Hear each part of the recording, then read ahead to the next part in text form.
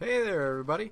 This is Jake the Red with the Stanley Parable. Now, this game, though I am very late to playing it because everybody and their mother has, is all about messing with your mind. It's a giant mind rape, and it's a lot of fun, I think. I've only seen a few videos, so let's get into it and see how badly I go cross-eyed before the end of it. I can't even cross my eyes. So if it can make me cross my eyes, wow, this is a really good game. And the end is never the end. The end is loading.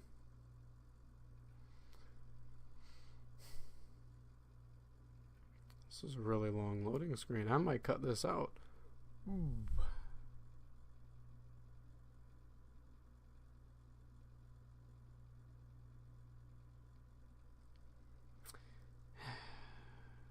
This is worse than Skyrim on console. Holy cow, come on.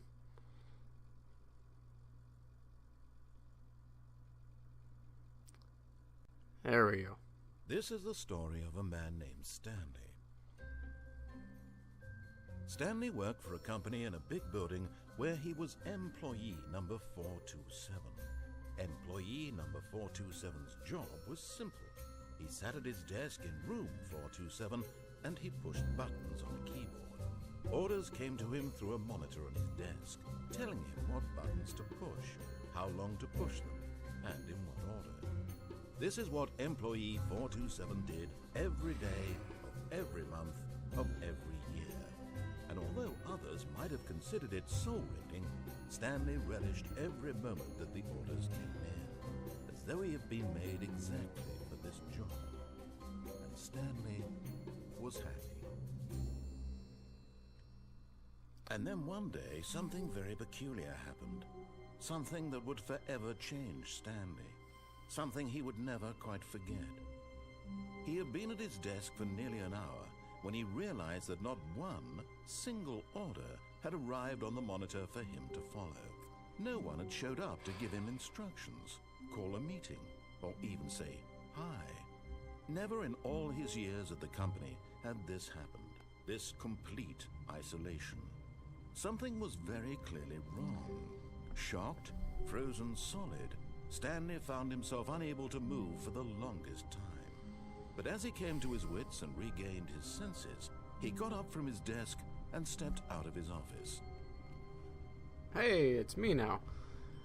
This is a very narrative-based game, so I might not talk much. I also will get interrupted a lot by McDouche up there in the sky. Holy cow, I am running around. Wow! What could it mean? Stanley decided to go to the meeting room. Perhaps he had simply missed a memo. I do know that the point of this game is to do nothing that the narrator says. So I'm going to do exactly the opposite. The first time around. I'll probably play this a couple times unless it just gets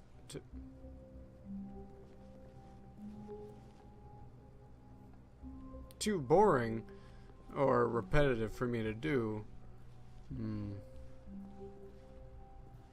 Look at this, like, what is this, tweed carpet? When Stanley came to choices. a set of two open doors, he entered the door on his left.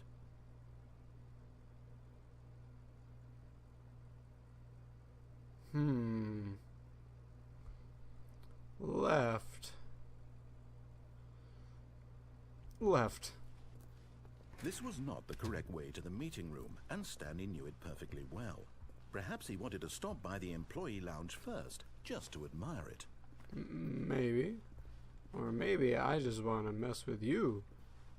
He's not gonna get the best. Yes, truly a room worth admiring. It had really been worth the detour after all, just to spend a few moments here in this immaculate, beautifully constructed room. Stanley simply stood here, drinking it all in. Such good. What a beautiful room. Look at that. There's that thing and that's the thing. Really, really worth it being here in the room.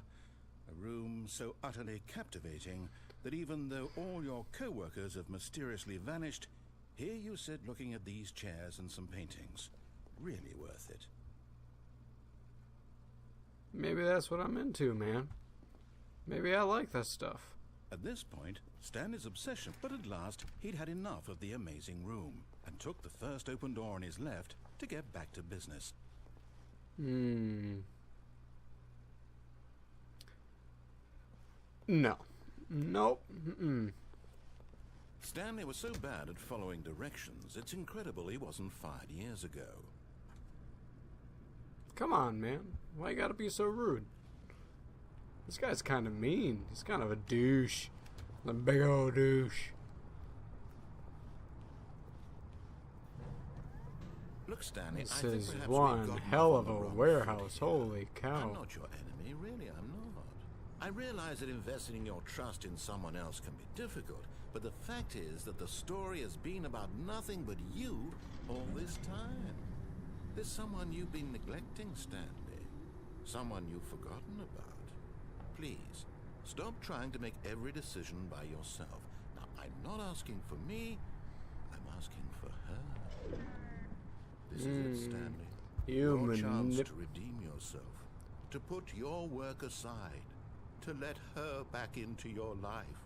She's been waiting. He's a manipulative douche, I think. Like I said, I don't know too much about this game. Oh, wow. Oh, can I drive? Obviously not.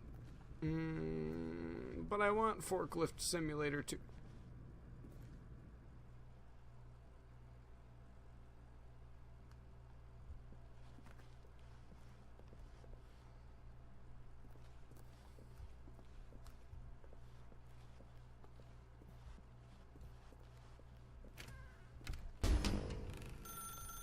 That's her, Stanley.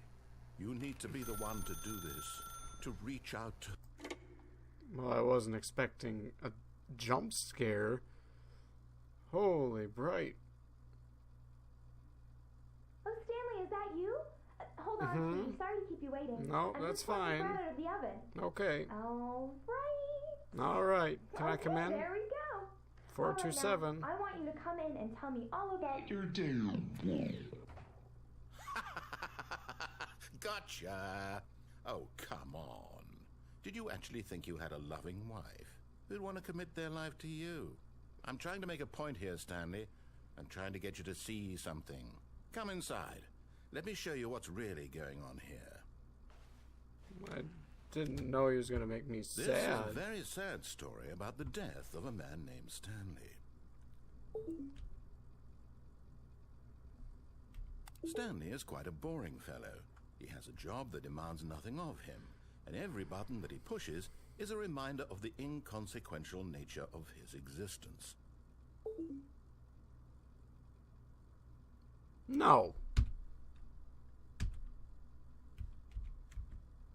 I'm gonna wait it out. No. If you're gonna insult me, you daft idiot. I don't know British insults.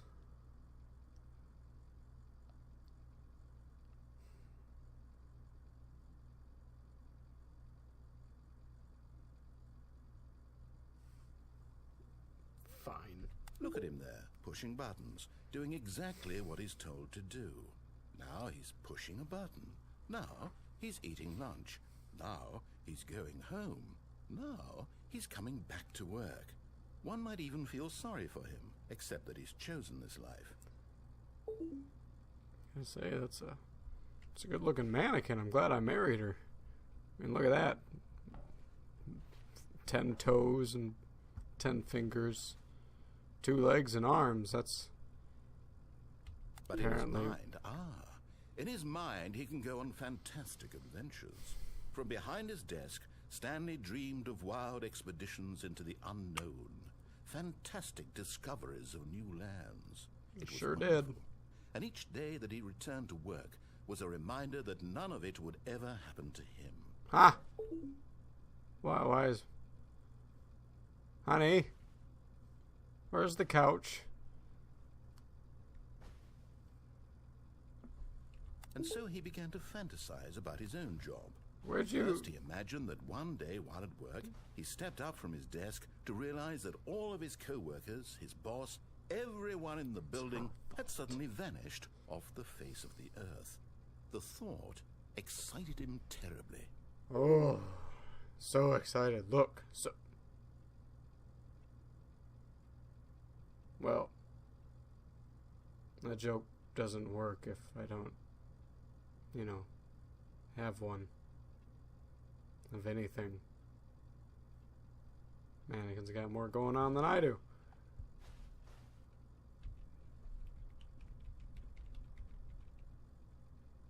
So, he went further. He imagined that he came to 2 open doors and that he could go through either. At last, choice. It barely even mattered what lay behind each door. The mere thought that his decisions would mean something was almost too wonderful to behold. How terrible of me to think that I'm in control of my own life. This guy, man, he's press 5 prepared dinner. Why can't my mannequin wife prepare dinner? As he wandered through this fantasy Maybe world, because I don't have he any began to fill appliances. it with many possible paths and destinations. Down one path lay an enormous round room with monitors and mind controls.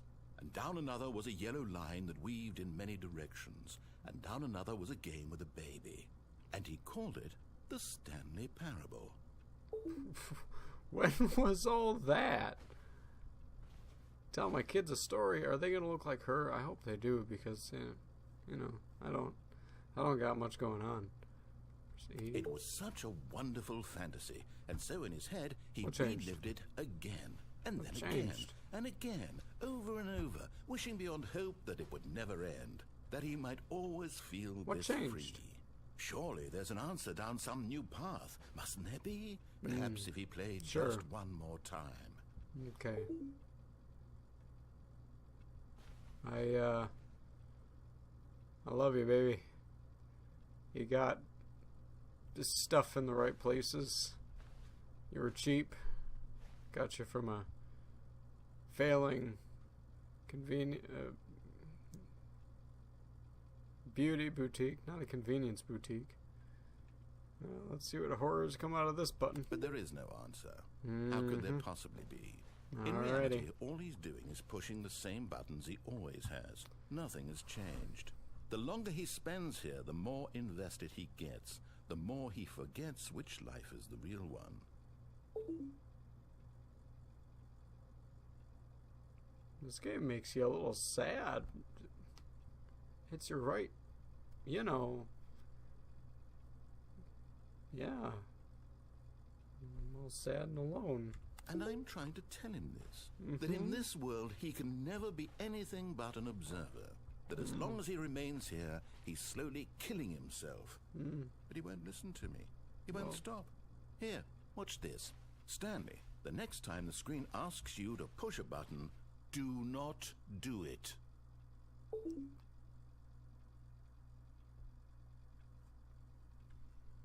You see? Can he just not hear me? How can I tell him in a way that he'll understand that every second he remains here, he's electing to kill himself? How can I get him to see what I see? How can I make him look at himself? I can't look at myself. I don't have a body, man. Ugh.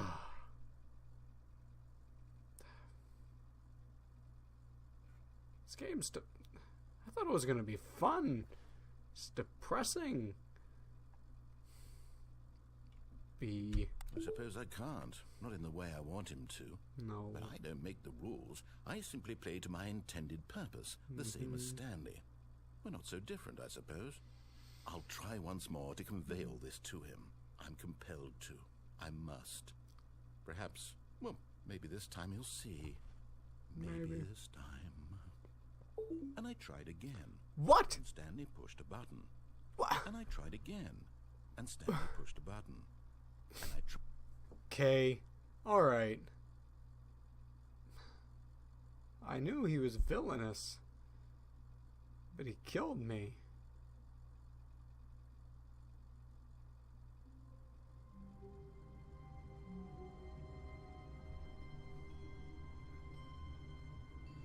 Anyhow, that was the Stanley, the Stanley Parable. Not what I expected, but I'll probably play a little bit more because this game has approximately infinite endings. So I hope you enjoyed it. I'm a little mixed. I'm a little downtrodden.